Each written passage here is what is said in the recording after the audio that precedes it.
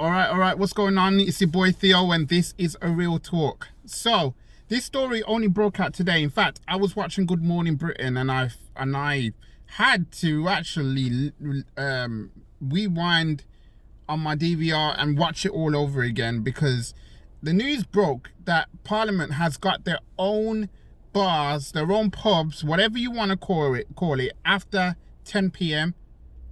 and the pubs and bars up and down the country will stop serving from 10 p.m. Do you understand how bad it looks? It looks really, really bad. I was annoyed when I saw that because it just demonstrates that there's one rule for them and there's another that's for us. Now, I should point out and say that they did a U-turn. They confirmed that they are going to stop serving from 10 o'clock to coincide with the rules. But I've been very, very critical about the way in which the government has handled the pandemic. This is a serious, serious thing. And, you know, and at the end of the day, right, you got the Dominic Cummings situation. You got people, government ministers not appearing on Good Morning Britain. You know, you got our own Prime Minister who hasn't really come to the forefront of all of this and not dealt with this in the proper way. And I just think it just looks bad. It looks really, really, really bad. And this is not what I call leadership. This is not this is not a group of people that I can say, you know what, they're doing the right thing. They're doing the best that they can. And they are, you know, dealing with this as best as they possibly can. But having said all that, it's like the government, right, is only making this up as they go along. Making it up as they go along, only trying to see, okay, what kind of rules can we make that doesn't affect certain things. It's a balancing act between saving lives and having the economy growing. Now, look, I know, right, with the economy, right, let me just talk about this let me just talk about this. Businesses are under threat. I can understand that. But I do not like the way that businesses haven't been able to look after their staff. I'm being real. I don't like the way that they've been doing it. I really don't, right? And some of them some of them probably are, the bosses probably are good people.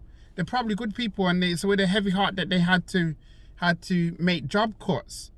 But there's some big companies out there, right, who gave those job cuts to those people, and you have no idea of the detrimental effect that it does have on them. It means that they got to go out and look for another job somehow. They have to watch their back, you know, constantly, because any moment they could actually get the call and say your job's under threat. And then they got the redundancy pay to sort out. People have got stuff to pay for. They got mortgages. They got cars to pay for. Stuff like that they have to think about. But bosses, most of them don't really think about that. It's just about who can actually survive, and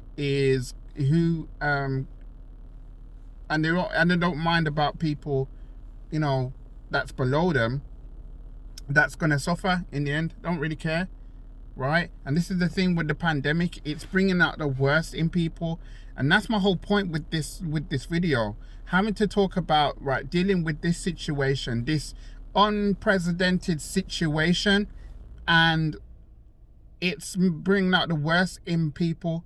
There's some good people out there who's trying their best to uplift the spirits, some people out there that's trying to make things easier as time goes on. This virus is going to stay with us for some considerable amount of time. I don't know how long this is going to last for. Speaking as an NHS worker, the government say that there's 6 months. We don't know. Unless the vaccine comes into play, we don't know, right? And I'm not saying that the vaccine might be the ending of all this, but we don't know.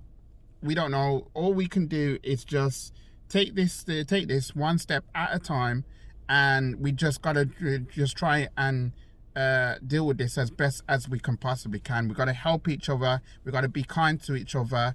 We got to show some humility towards this, you know, towards people. We have to remember that we're all a human race here, right?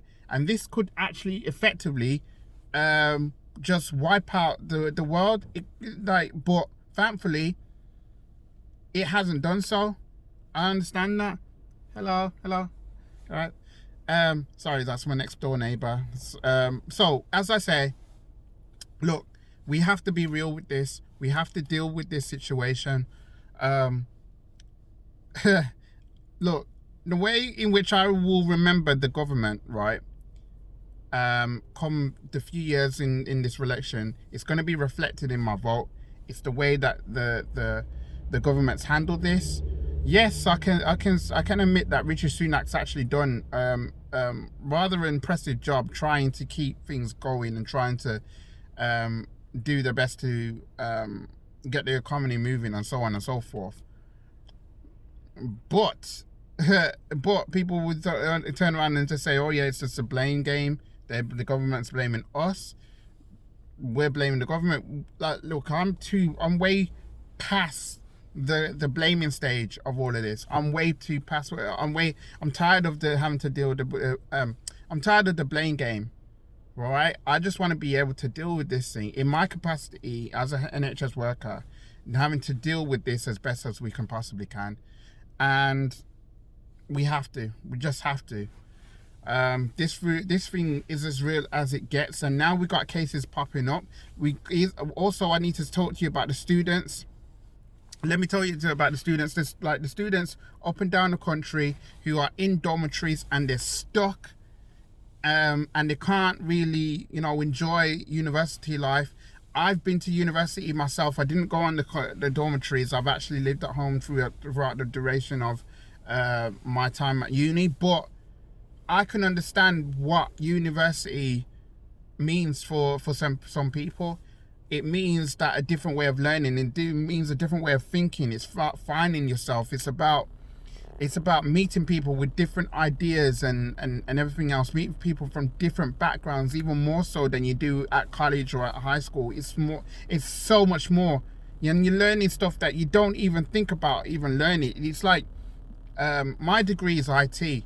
You think that it's always just about something, just computer. No, it's bigger than that. It's bigger than it's about the software. It's about how much that software can actually implement businesses and everything that we hold dear, from the cars that we drive to the mobile phone that we use, everything that we use, everything used. And I was like, you know what I mean? So I do feel for the students. I really do. Yeah. I should actually have made this a quick rant, but I didn't. I wanted to be real with you guys. I wanted to talk to you about the way in which the government has dealt with this whole thing. It's pretty bad. But when we look at the end of this, like, I'm going to appreciate life so much more. Because, there's things that we could all be doing, like going out on holiday, having to do things that makes us happy, that makes us, but one day we will get back to that one day. But for now, come on, people, we got to do better than this. We have to. It's a horrible time. I know, and I don't like it any more than you do.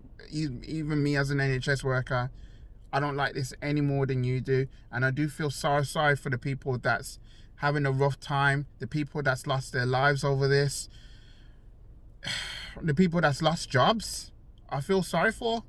So, yeah, if you like this video, like it, subscribe. If you're new, comment below. Let me know what you think about this video, and let me know what you think about what I've said. And I'll be back with another video soon. So in the meantime, people, please stay safe, wear the mask, wash your hands, social distance, and then I'll be back with another video soon. All right, peace, one love, bless.